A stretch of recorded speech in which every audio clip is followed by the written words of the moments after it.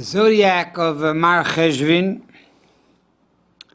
What is the meaning of Marheshvan?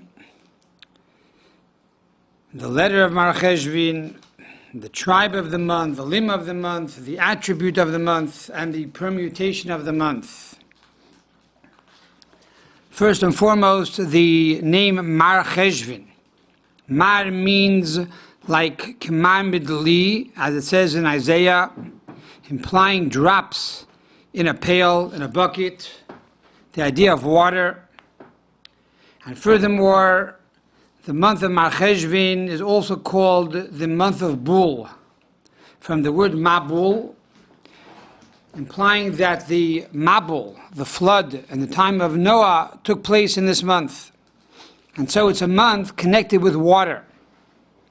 Water implies the concept of work, avodas haaretz, to first plow the ground and then sow the ground and finally to water the ground so that one begins to prosper and has the ability to conquer the world and make the world a diraloi yizbare b'chtatonim, to create a dwelling place for God down here in this world. In other words, the month of Tishrei primarily deals with prayer. And that is asking God to give you the potential to be able to make the world into a dwelling place for God. And after you finished Rosh Hashanah and Yom Kippur and Sukkot and Simchas Torah, the 7th month of the year, now that you were satiated with all the blessings, now we enter into the real world. We go into Marheshvan. And therefore the main job of Marheshvan is V'Yakov Holach L'Darkoi. Now Jacob goes on his path to make a world for God, as it says, to know God in all your ways, that everything that you do, you shall come to know God. And therefore it's a month of rain because of the fact that God now gives us the physical and material blessing and the wherewithal to be able to create this dwelling place for God. And that is why we find that on the 7th day of Marheshvan, the Jewish people began to pray for rain. On the 17th of Marheshvan was the first day it began to rain at the time of the flood in the era of Noah. And then on the 27th day of the month, we find that the Mabul ended, and Noah was able to leave the Teva, leave the ark, and go into the world, and once again create a world where God will dwell.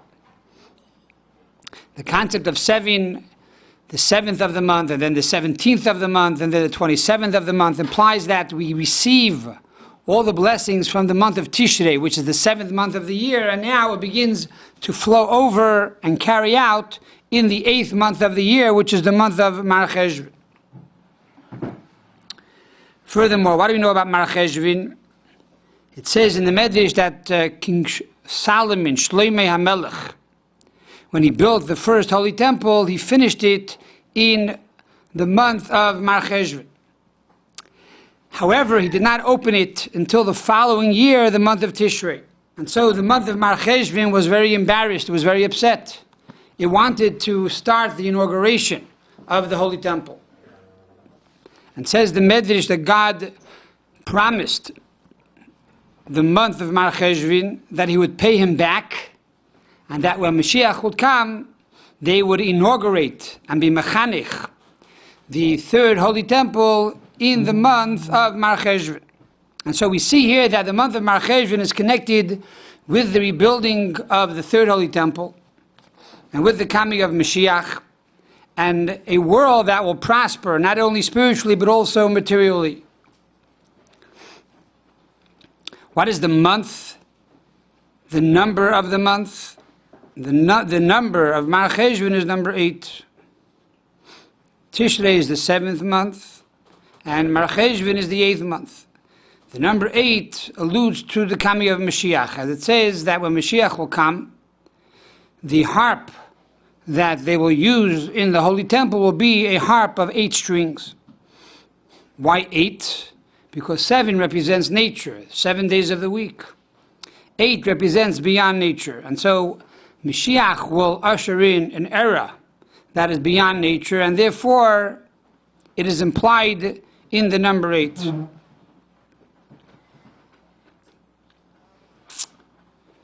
What is the zodiac of the month? The zodiac of the month is the akrav, Scorpio, or the scorpion.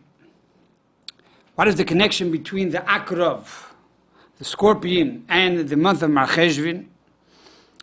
So the Talmud tells us that the difference between the scorpion and the snake is that the venom of the snake is hot, in contrast to the venom of the scorpion, which is cold. Furthermore, the scorpion is also an animal connected with the water, so to speak. It says when the scorpion wants to go from one side of the river to the other side of the river, it goes on the back of a frog. The frog carries the scorpion from one side to the other. Says the Gemara the following: if a person is praying the Amidah, and a nachash, a snake, comes around his foot, around his heel of his foot, he should continue to pray. If an akrav, if a scorpion comes around the heel of his foot while he is praying, he should stop praying and start over again. What's the difference between the nachash and the akrav, the snake and the scorpion? When it comes to the snake, we say stay in the same place and continue praying. When it comes to the scorpion, we say run away, go somewhere else and start over again. So Chassidus explains the following: when you're praying to God, one has to be passionate in his prayers before God. And therefore, if a snake, a nachash, comes by while you're praying and goes around your foot and goes around the heel of your foot, implying that you now have foreign thoughts that are unholy, that are perhaps frivolous, and they are passionate thoughts, what is the law? Says the Gemara, continue praying. As long as you have the passion, as long as you have the heat, you can continue praying. You have to just channel now that energy into a positive light and put your passion towards God and Torah and Yiddishkeit. You don't have to leave the prayer.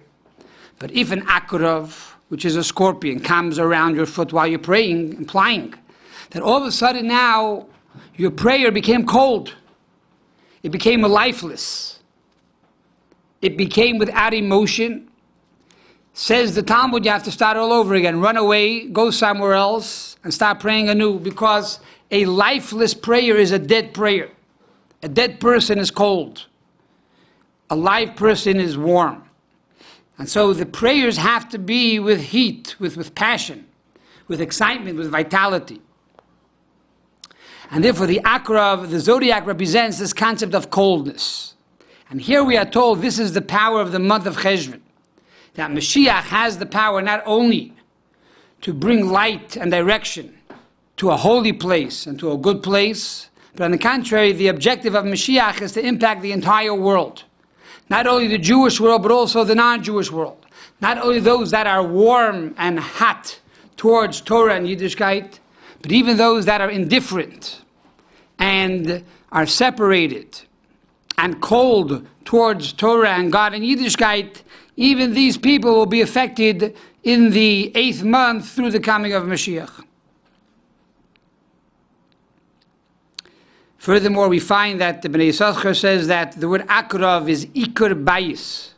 In other words, you could take the word akrav in Hebrew and break it up into 2 words. Ikar, which means the main, and bayis is bayis house, the main house, which is the 3rd holy temple, will be built in this month, in the month of akrav, in the month of Scorpio. This will be the time of the Chanukas HaBayis and the Chanukas HaMizbeach, when they will inaugurate the temple and the altar. What is the letter of the month? The letter of the month is the letter Nun. How is Nun connected with Cheshvan? Well, we know that the letter Nun represents the concept of Nes. It stands for the word miracle. And there are 2 types of Nun. There's called the bent over Nun, the small Nun, and the large Nun, the straight Nun. The small Nun represents normal miracles. The long Nun or the big Nun represents big miracles.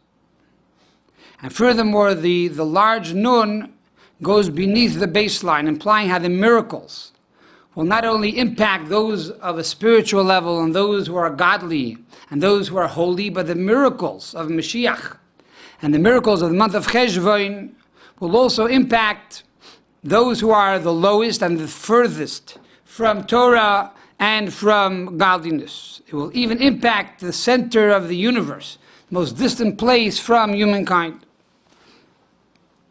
And that is perhaps why the word Cheshvan ends with the letter Nun, implying the power of this month to impact even those that are very distant. The word or the letter Nun also implies the word for niflaot, which means wonders. Nisim v'niflaos.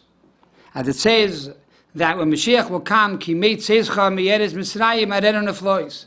When Mashiach will come, we will see the great miracles and wonders that God will perform for us.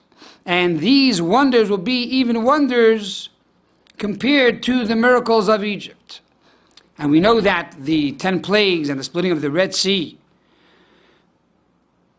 were truly earth-shattering miracles that broke nature to a degree that even Pharaoh acknowledged God.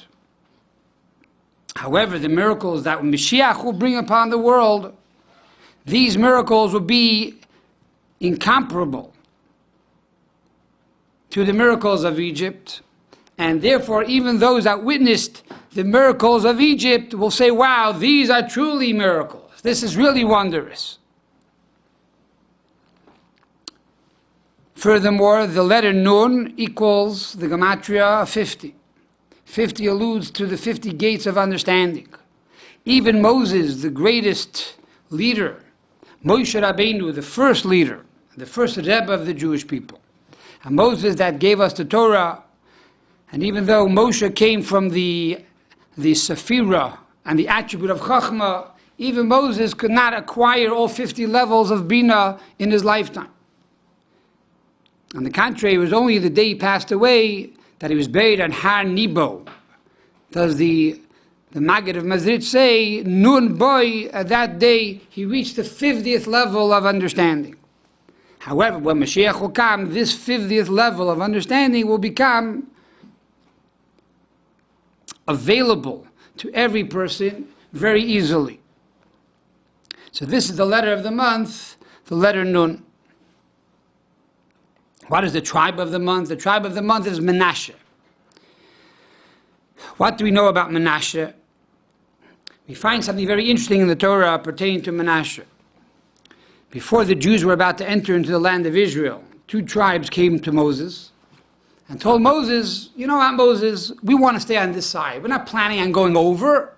This is a nice place over here, Transjordan, and it has a lot of fields, and the flock of sheep can go and pasture. We would rather stay here on this side. Moses became very angry. He said, you're going to bring a level of despondency amongst the Jewish people. And finally, Gad and Reuven agreed, we will go and fight first. We will be the pioneers, we'll be the chalutzim to go into the land of Israel. And we will first conquer the land of Israel for the rest of the Jewish people, and then we will come back and live here at Transjordan. And so the Torah says Moses then gave and promised this land of Transjordan to the tribe of Gad and to the tribe of Reuven, and also half of the tribe of Manasseh. Comes the question to mind, where does Manasseh come into the picture? They never asked for it. And we find that in the writings of Rabbi Yonasan Eibschitz, he explains that Gad and Reuven wanted to be in Transjordan because Reuven, number one, was the firstborn of Jacob. And therefore he got double the amount of sheep from Jacob.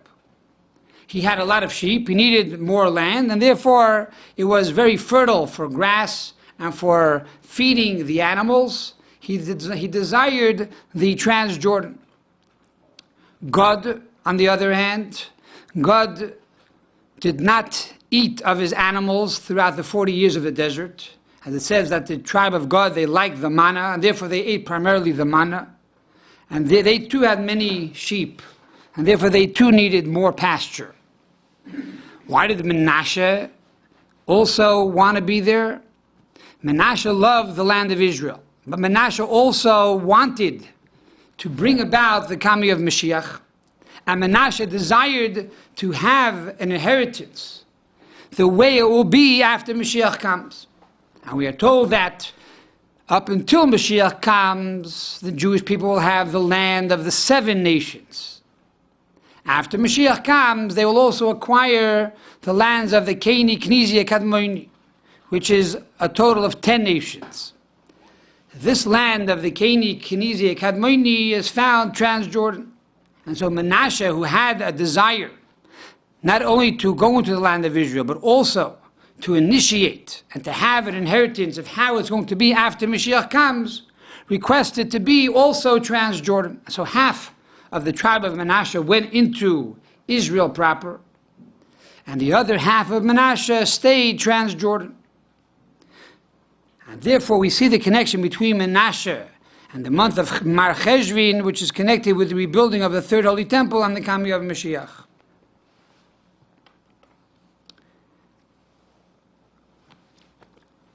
What is the limb of the month? The limb of the month is dakin. That's the intestine. What do we find about the intestine?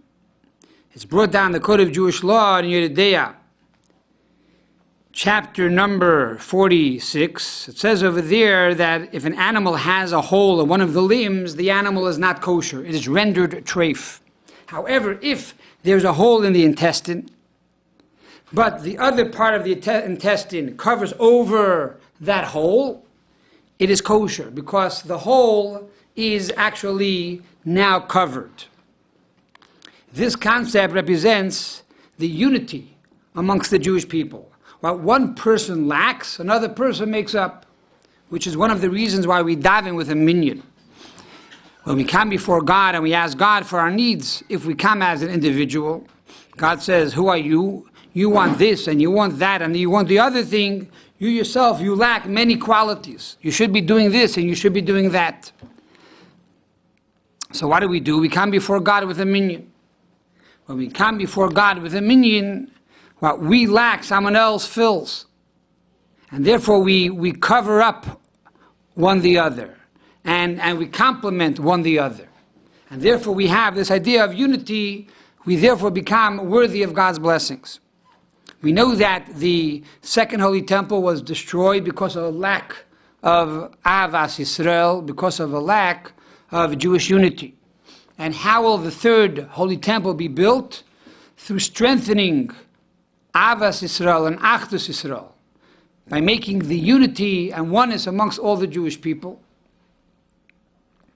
and the love between one and the other should be a love that it is totally infinite and unconditional. Through this unconditional love, we will bring about the third holy temple. And that is the limb of the month, which is dakin. Intestine, implying how we are truly one and we take care and complement one the other. What is the attribute of the month? The attribute of the month is smell, scent. This again alludes to Mashiach. We are told one of the great qualities of Mashiach is he will be able to judge through smelling. When the defendant will be standing in front of him, he won't have to ask any questions. He'll just smell and say, okay, you are guilty or you're not guilty. And therefore the attribute of the month of Cheshvan is scent. And finally we come to the permutation of the month, which is the letters Vav, Hey, Hey, Yud. As we explained over the other months, that each month of the year receives its vitality from the 4 letters of God's name, called the Shem Havaya, or the Tetragrammaton. And being that every month is a new month, and that is the meaning of Chodesh. Chodesh, which is a month, is from Chodosh, new. Each month has a new vitality. How do we get this new vitality? By the fact that the letters of God's name are rearranged into a different permutation. And therefore says the Arizal, why is it that sometimes people pray and they are not answered in their prayers? because they don't know the permutation of the month. If they knew the permutation of the month, they would get answered from their prayers. And therefore he concludes that when we daven on Rosh Chodesh, on the first day of the month, in the Musaf service, in the middle and main blessing of the Musaf service for Rosh Chodesh, we should have in mind the 4 letters of God's name. And therefore the 4 letters of God's name for Marheshvan is Vav, Hey, Hey, Yud. This is based on the pasuk. This is based on a pasuk in the Torah, in the book of Deuteronomy, which says, Udevash, Hayom Hazeh Hashem. And that is that God, we ask Almighty God to look down upon the Jewish people and to bless us and to bless the land of milk and honey. Devash is honey. And furthermore, God tells us today, Hayom Hazeh, we should accept upon ourselves the mitzvos of God. And therefore, by the fact that we will add to the mitzvahs, as the Rambam tells us, that one should always view a world, that the world is on 50% good deeds and 50% bad deeds. And therefore, one more good deed can tip the scale to salvation, and to do the mitzvahs with honey, to enjoy it and to see the beauty of every mitzvah.